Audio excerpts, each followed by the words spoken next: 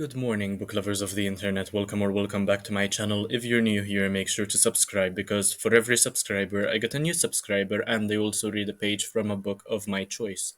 So I hope you're all doing well this morning. In this video, I am going to be reviewing another of Haruki Murakami's short stories from the anthology First Person Singular. This time, the short story is called Confessions of a Shinagawa Monkey. I rated this one 3 out of 5 stars. It has about 40 pages, and it is one of my favorite ones so far. Um, so this was rather pleasant in its weirdness. It is a very pronounced taste of Murakami's mind. Perhaps not in huge contrast to the other short stories, but this one definitely brought out elements that scream Murakami, and it was in fact one of my favorite ones so far. I like how he tried to break the fourth wall by saying that he'd never found it in him to write about the Shinagawa monkey in a story about the clever and mischievous creature. But of course, in saying so, in a short story, he is writing about it. So I love the irony over there and how he is also trying to integrate with the readers and how he is also trying to make us feel as though um, he is both the author and the narrator at the same time, if that makes sense. I don't quite understand the point of stealing names because that is a prominent theme in this short story. Stealing names from people, especially women, which you have certain affection for, and this is what the monkey is very good at doing. And this was reminiscent of David Goggins' ideology of stealing souls. But in this case, the people whose names had been stolen were not able of remembering their own names, which was quite a weird concept, and I didn't really see the relevance of it. So I'm not sure why Murakami would speak about that and what he meant entirely. Kind of like stealing a person's identity, and maybe the monkey wanted to feel more like a human because he never felt any affection for the female monkeys, and he only ever felt love for the woman, which is also quite strange and not sure whether it's telling or not about Murakami's own mindset. I found it to be rather weird, but the writing in this one is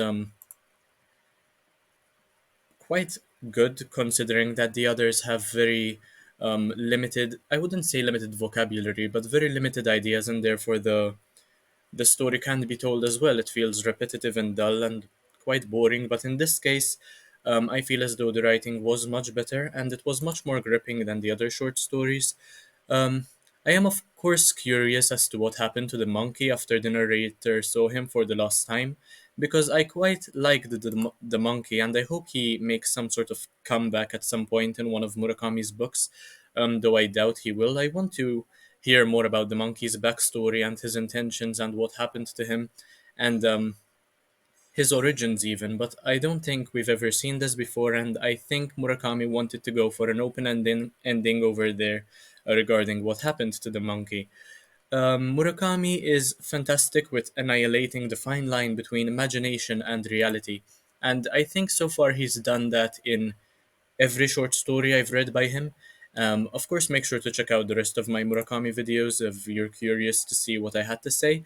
I am still uncertain as to whether this is Murakami recounting his memories, so his personal thoughts and experiences, or just a bunch of random stories he found in some long forgotten desk drawer at home and decided to get published because of how prominent he is as a writer globally and in Japan, especially, of course. They're not great in reference to the stories, but they are still fast paced and cool. And what makes them so engaging is that they are fast paced. As a matter of fact, the way that you can read them in such a short time and get to know the characters and feel like you're a part of the story in some cases. That is what makes these stories good, but otherwise the ideas are very limited, and there are certain gems like this story which will make you think differently about Murakami. Having read his biography, I can make several connections between these short stories and also um, his own life, so I can tell whether he is speaking from experience or whether he is inventing something new. I am, of course, talking about what I talk about when I talk about running. And I also read Novelist as a Vocation, so I know quite a lot about Murakami, and it's pretty cool to be able to make the distinction sometimes, though I'm not sure whether I'll be able to find out for sure whether it's Murakami, the narrator, or a mix of both, perhaps. Um, I'm not sure whether I will find out by the end of it, so I hope you enjoyed this review. There are three short stories to go now, and after that, I will make an entire video regarding my thoughts on the entire short story collection. But if you enjoyed, make sure to subscribe to my channel, help it out in any way you can, leave a comment and a like. I reply to everybody. And check out the rest of my videos. You have nothing to lose, everything's absolutely free. And help me get this channel monetized so I can get paid for speaking my mind. Have a happy Sunday and thank you for watching. I'll see you in the next one, hopefully very, very soon. Bye, guys.